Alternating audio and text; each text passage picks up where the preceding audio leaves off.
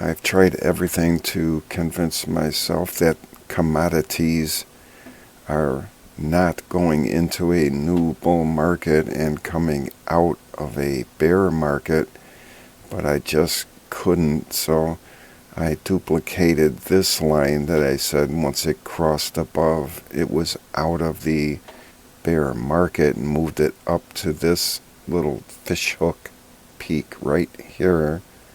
So it's duplicated and it crossed above that. And the measure rule from the peak down to 20% was right here, and it blasted through that recently after a whipsaw to the downside.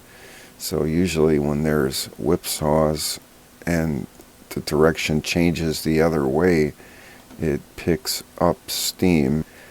So if mainstream is going to call a bear market 20%, it has made it back above that line from the peak here, 20%. And the CRB monthly chart shows that the Kabak curve did make it under zero recently and is starting to plane out and possibly hook around and head back towards zero. And it's done that in the past. It has had some sort of upside move. Some of them are major, some of them are minor.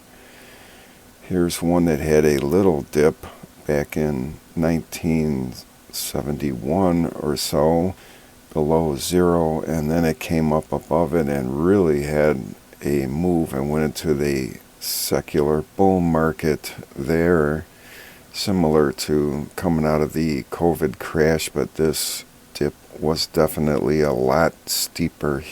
So you can never tell what happens, but for the most part, every time it makes that turnaround, except for a couple of times, maybe 3 or 4 times with the dashed arrows here, you can see that it made the turn, but then had some more downside to give up back here too, and one in 2014 here.